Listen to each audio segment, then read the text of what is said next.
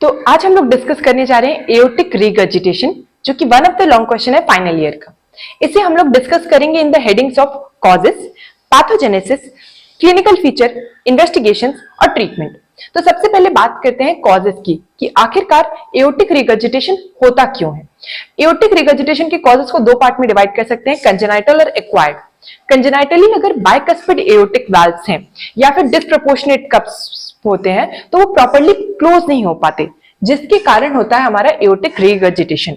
वहीं बात करें एक्वायर्ड कॉजेस में तो इन्फेक्टिव एंडोकार्डाइटिस हो गया, रूमेटिक हार्ट डिजीजेस हो गई, ट्रॉमा हो गया, या फिर कोई भी ऐसा कॉज जिसके कारण एओर्टा की रूट डायलेट हो जा रही है, जैसे कि मार्फन सिंड्रोम, सिफिलिस या फिर एन्यूरिज्म, एओर्टिक डायसेक्शन या फिर एनकाइलोजिंग स्पॉन्डिलाइटिस। इन सारे कॉजेस में क्या होती है, एओर्टा की रूट जो है डायलेट हो जाती है, तो जिसके कारण उस पे जो एओर्टिक वाल्व्स अटैच होती हैं वो भी दूर चली जाएंगी, जिसके कारण वो प्रॉपर्ली क्लोज नहीं हो पाएगा और होगा हमारा एओर्टिक रिगर्जिटेशन। तो ये बात हो गई हमारी कॉजेस की।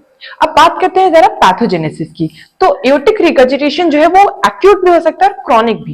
एक्यूट मान लीजिए किसी ट्रॉमा के कारण अचानक से हमारी एओर्टिक वाल्व्स रप्चर हो गई, तो तुरंत जो है एओर्टा से जो है ब्लड लेफ्ट वेंट्रिकल की तरफ जाने लगेगा और हमारे हार्ट को कंपनसेट करने का टाइम नहीं मिलता, जिसके कारण सडन राइज होता है ब्लड प्रेशर का हार्ट के वेंट्रिकल्स और एट्रिया में, जो कि बैक प्रेशर क्रिएट करके लंग्स के लेवल पे एडिमा कॉज करा देता है।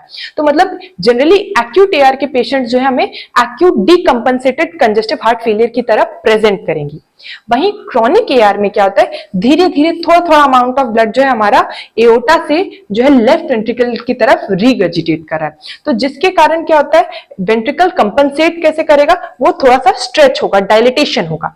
अब हम लोगों ने एक स्टार्लिंग लॉ पढ़ा था कि अगर हो क्या रहा है कि इसमें एट्रियम से भी ब्लड आ रहा है, एओर्टा से भी ब्लड आ रहा है, तो जिसके कारण जो है अब लेफ्ट वेंट्रिकल की स्ट्रेचिंग ज्यादा होगी, तो इसके कारण जब वो कॉन्ट्रैक्ट करेगा तो ज्यादा फोर्सफुल कॉन्ट्रैक्शन होगा, और यही जो है इंपॉर्टेंस होता है जिसके कारण हमें कोलैप्सिंग पल्स या फिर वाटर हैमरिंग पल्स जो है एओर्टिक रिगर्जिटेशन में देखने को मिलती है।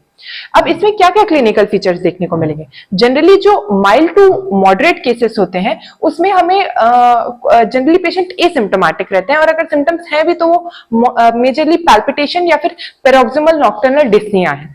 वहीं जब सीवियर केसेस हो जाते हैं तो उसमें जो है एक्यूट पल्मोनरी एडिमा के कारण जो है डिस्निया, ब्रेथलेसनेस या फिर एंजाइना, ये सारे सिम्टम्स आने लगते हैं। अब ऐसे पेशेंट्स को जब आप एग्जामिन करते हैं ना, तो उसमें मैंने एग्जामिनेशन में आपको एक सबसे पहले बता दिया था, वाटर हैमरिंग पल्स या कोलैप्सिंग पल्स देखने को मिलेगी।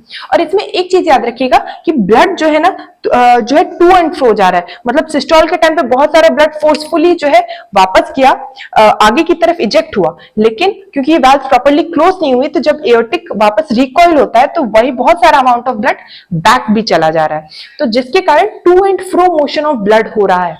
अब इसी के कारण क्या होगा, हेड में जब ऐसा हो रहा है तो उसके कारण हेड बॉबलिंग होता है, इसे हम लोग बोलते हैं डी मूसेट साइन। वहीं आंखों में देखें तो पल्सेशन ऑफ प्यूपिल को हम लोग बोलते हैं लैंडलेफी साइन। अब जब हम पेशेंट का माउथ ओपन कराएंगे तो उसमें हमें पल्सेटाइल यूविला देखने को मिलता है, उसे हम लोग बोलते हैं मुलर साइन। फिर जब हम उसकी नेल बेड देखेंगे तो नेल बेड में हमें अल्टरनेटिवली फ्लशिंग और पैलर देखने को मिलता है, उसे हम लोग बोलते हैं क्विंकिस साइन। फिर जो है अगर हम लोग उसके एब्डोमेन में एग्जामिनेशन करेंगे तो पल्सेटाइल स्प्लीन देखने को मिलेगा, इसे बोलते हैं गेरहार्ड साइन। और वहीं लिवर में जो है हमें पल्सेटाइल लिवर देखने को मिलता है, इसे हम लोग बोलते हैं रोजेनबेक साइन।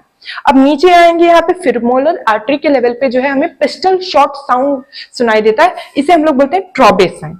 और उसी पिस्टल शॉर्ट साउंड जो हमें फिमोरल आर्टरी से आ रही है उसमें हम स्टेथोस्कोप रख देंगे ना, तो उसके कारण मर्मर प्रोड्यूस होने लगता है, उसे हम लोग बोल देते हैं ड्रूजियस साइन। अब नीचे जब हम एंकल के लेवल पे बीपी नापते हैं, नॉर्मल पर्सन्स में भी क्या होता है कि लोअर लिम्ब में बीपी ज्यादा होता है अपर लिम्ब से, लेकिन ये विद इन द रेंज होता है लेस देन 20 mmHg। लेकिन एओर्टिक रिगर्जिटेशन में जो लोअर लिम्ब में बीपी मोर देन 20 mmHg होता है in lower limb as compare to upper limb. तो जैसे हम लोग देखते हैं ना, पहाड़ का बेस ज्यादा होता है और एपेक्स जो नैरो होता है, तो वैसे ही ह्यूमन बॉडी में भी एओर्टिक रिगर्जिटेशन में क्या हो रहा है कि जो हमारा लोअर लिम्ब में बीपी है वो ज्यादा है as compare to lower limb upper limb more than 20 mmHg। तो इसी को हम लोग बोलते हैं हिल साइन। और इस एओर्टिक रिगर्जिटेशन में हमें सबसे ज्यादा साइन देखने को मिलते हैं और सबसे ज्यादा मरमर। तो मरमर कौन से देखने को मिलते हैं? अब सबसे पहले एक बात देखिए कि नॉर्मली एओर्टिक वाल्व्स को कब क्लोज रहना चाहिए? डायस्टोल के टाइम पे।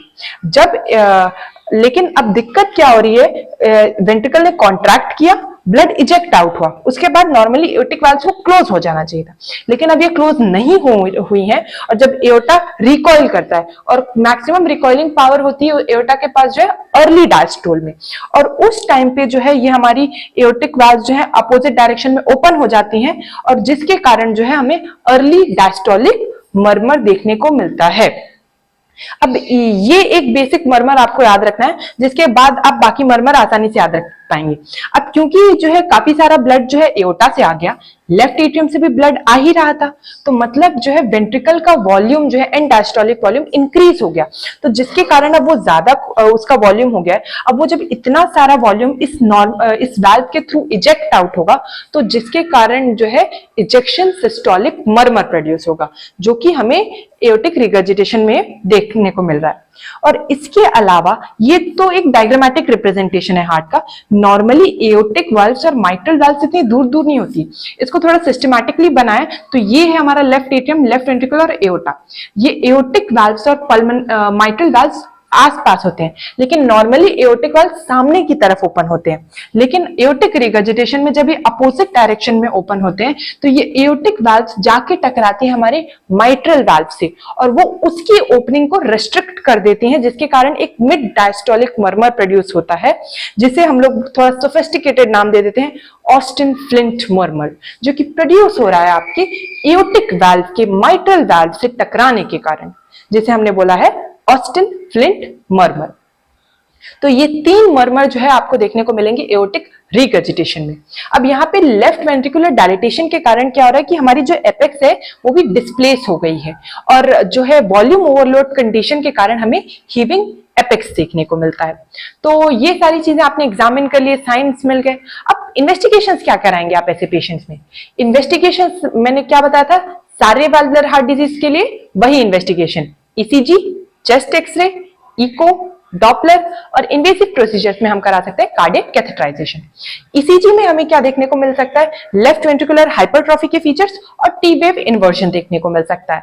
वहीं बात करें अगर हम लोग जब एक्सरे देखेंगे, तो एक्सरे में हमें लेफ्ट वेंट्रिकुलर डायलिटेशन और पोस्ट एओर्टिक डायलिटेशन हमें देखने को मिल सकता है। इको जब हम करेंगे तो उसमें इको में हमें लेफ्ट वेंट्रिकुलर का डायलिटेशन और जो ये हमारे वाल्व्स प्रॉपर्ली क्लोज नहीं हो पा रहे हैं, ये हम देख से पाएंगे। डॉपलर में जो है हम रिकर्जिटेंट फ्लो ऑफ ब्लड जो कि पास हो रहा होगा हमारा एओर्टा से टुवर्ड्स द वेंट्रिकल, उसको नोटिस कर पाएंगे। तो ये सारे जो है इन्वेस्टिगेशंस में हमें ये सारी चीजें देखने को मिलेंगी। अब आपने इन्वेस्टिगेशन करा दिया, ट्रीटमेंट क्या दोगे? अब वो ट्रीटमेंट डिपेंड करता है कि पेशेंट एक्यूटली प्रेजेंट कर रहा है कि क्रॉनिक। एक्यूट पेशेंट जो है कंजेस्टिव हार्ट फेलियर की तरह प्रेजेंट कर रहा है, तो उसका मैनेजमेंट क्या है? LMNOP, L से लैसिक्स माने कि डायरेटिक्स दोगे ताकि जो फ्लूइड एक्यूमुलेट हो गया है बॉडी में उसको रिमूव करोगे। M से मॉर्फिन पेन रिलीफ के लिए।